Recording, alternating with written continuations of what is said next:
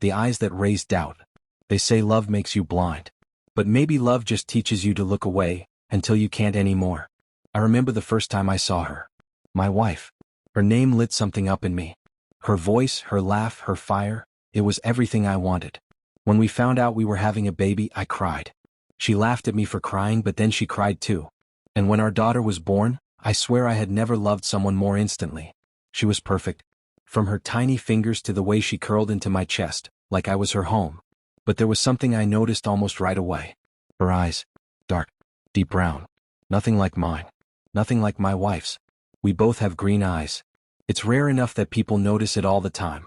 Strangers even used to say we looked like we could be siblings because of it. So when our daughter came out with eyes as dark as soil, something small sparked in my brain. At first I brushed it off. Genes are weird, I told myself. I googled it. Can happen.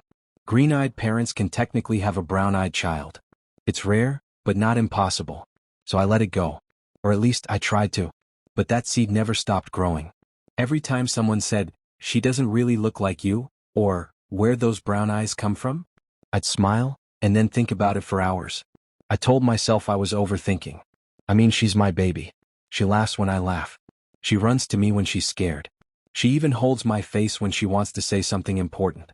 That's my little girl. And yet, that voice wouldn't stop whispering, "What if she isn't?" I never wanted to be this man. The man who doubts. The man who questions the woman he loves. But a few years ago, while I was away on a long business trip, I had my first real suspicion. Something didn't feel right when I came home. My wife was acting strange, nervous smiles, extra affectionate, almost like she was overcompensating for something. I asked her about it. She laughed it off and told me I was imagining things. And I believed her. Because I wanted to believe her. But now I'm not sure I ever stopped wondering. And the moment I asked her again, was the moment everything started to fall apart. The conversation that broke us. I didn't come to the decision easily. Asking your wife if your daughter is biologically yours. That's not a light question. It's not something you ask unless the doubt is louder than your pride. I sat her down one night after we put our daughter to sleep. The house was quiet. I could still hear the lullaby music playing softly from the baby monitor. I was nervous. My hands were shaking. I started by telling her how much I love both of them. That I'm committed to our family. But I couldn't keep living with this question burning a hole in my chest. "I need to ask something," I said. "And I don't want to hurt you, but I need to say it out loud." She looked at me. Her smile faded. I asked her, gently, if there was ever a chance that our daughter wasn't mine. I said I wasn't accusing her. I just needed clarity, peace. Something to stop my brain from spinning. The moment the words left my mouth, I regretted them. Her face changed. It was like a wall went up. She stood up. Started pacing. She didn't scream right away, but the tension in the air felt like a pressure cooker. And then, it exploded. "How dare you?" she shouted, her voice trembling. "You think I'd lie to you? You think I'd raise someone else's child and pass her off as yours? What kind of person do you think I am?" I tried to calm her down. I told her I wasn't trying to accuse. I apologized. Again. But it didn't matter. She was crying now, calling me paranoid, saying I was ruining our family over a ridiculous suspicion. She said if I wanted a paternity test, I might as well pack my bags and leave. That I was breaking her heart. That I didn't trust her. I told her the doubt was killing me inside, that I couldn't sleep, that I kept waking up in panic attacks, afraid that everything I loved was a lie. And then she said it. "Fine. I guess you want the test since you don't believe me. Do it. But if you do, we're done."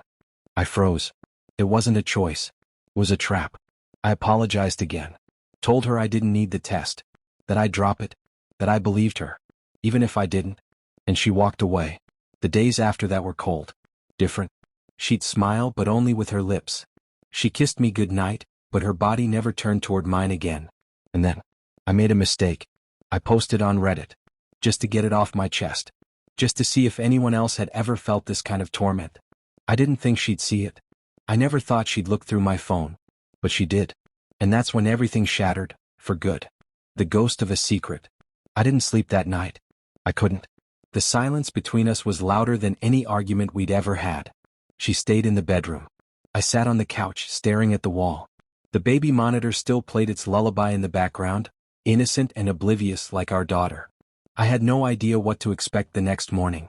I hoped for calm. I hoped we could talk like adults. Maybe cry together. Maybe finally just be honest. Instead, I woke up to her standing over me, phone in hand, her eyes red and tired. "You posted about this?" she asked. Her voice wasn't angry. It was broken. I nodded slowly. "I just needed to get it off my chest. I didn't mention your name." "I didn't?" "That doesn't matter," she cut me off. "You talk to strangers instead of me." Again. Her voice cracked and then the tears came. Real ones. But there was something different about her this time. A heaviness. Like she had already decided what came next. "I didn't want this to happen," she whispered. "But I have to tell you the truth." And just like that, the bottom dropped out of my world. She told me she had cheated. Years ago. When I was on a business trip. She swore it was a one-time thing. That it was a mistake. That it didn't mean anything. And then she said it. "Our daughter, she's not biologically yours." I stopped breathing. My heart wasn't pounding, it felt absent. Like it had slipped out of my chest and left a hollow echo behind. I asked her who the father was. I asked her again. And again. She didn't answer. Just shook her head and cried harder, saying over and over again, "Please don't hate me. Please don't leave. Please don't leave." I didn't know what to say. My world had just been rewritten in seconds. Every birthday, every memory, every moment I thought I understood, suddenly felt like a lie. I didn't scream. I didn't cry. I just sat there. Still. Waiting for her to say something else. Anything else. And then, she did. "I didn't want to tell you this part," she whispered. "But I have to." She took a deep breath like she needed to rip something out of herself. And then she said the one sentence that would change my life forever. It was, "Your dad." My ears rang. I blinked. I thought I misheard her. "My what?" I asked, barely a whisper. "Your father," she said again. "It was a mistake. We were drunk. He came over while you were gone and it just happened. We agreed never to tell anyone. He didn't want to ruin your life." I couldn't move. Couldn't speak. My hands started trembling. My father, who died of cancer just last year, who had met my daughter, held her, smiled at her, said he was proud of me. My father. The man I always had a complicated relationship with. Who was in and out of my life growing up. Who left my mom but somehow tried to make amends in his own way. Who, even in death, I mourned like a son still needing his approval. I couldn't process it. I stood up slowly. Grabbed my keys. Didn't even look at her. I just walked out the door. She didn't stop me. Because some truths are too heavy to carry inside a home you built on lies. Chapter 4. A Child Between the Ruins. I don't remember the drive to my brother's place. I must have passed every red light and stop sign without seeing them. My hands were on the wheel but my mind was spiraling somewhere else. Somewhere dark and cold and empty. It felt like I had stepped outside of my own body. My brother didn't ask questions. I told him I needed a few nights. That was it. I think he could see it in my eyes. Something had shattered. I sat on his couch that night, still wearing the same clothes from the day before, staring at a blank TV screen, feeling like I had no air in my lungs. I kept thinking about my father. I kept thinking about my daughter. Our daughter. The child I bathed. The one who takes my hand when we cross the street. The one who says "Daddy" in the softest, most trusting voice. What does that word even mean now? Is it blood? Is it biology? Or is it love? Time? Presence? I didn't know. I still don't.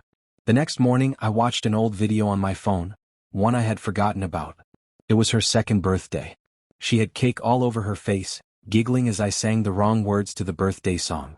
She kept calling me Dada, and reaching for me with sticky hands. That girl loves me.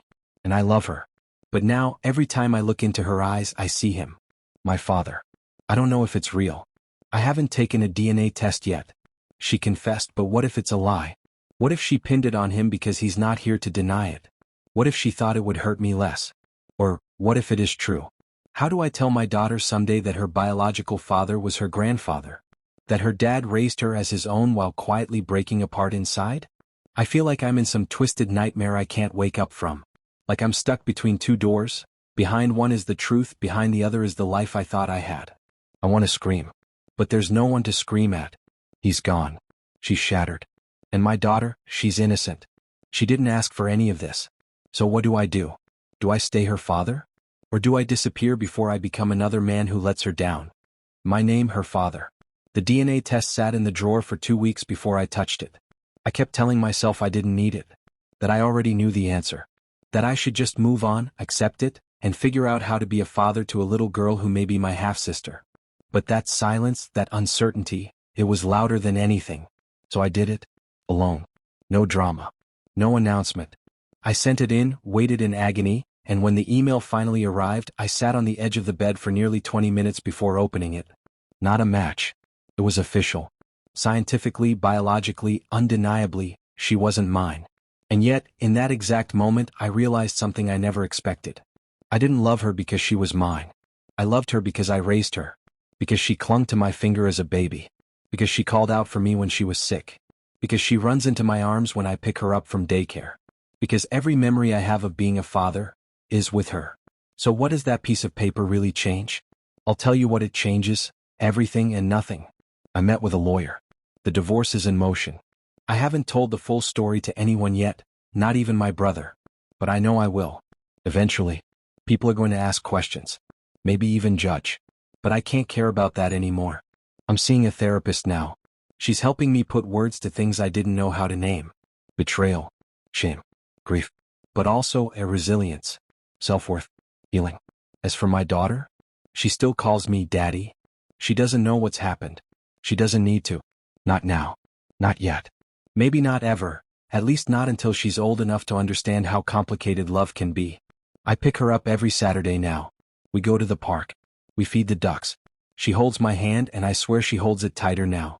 Maybe she senses something is different. Or maybe she just loves me the way I love her, completely, blindly, unconditionally. No matter what anyone says, she is my daughter. Not by blood, but by every moment we've shared. And in the end, that's the only truth I need.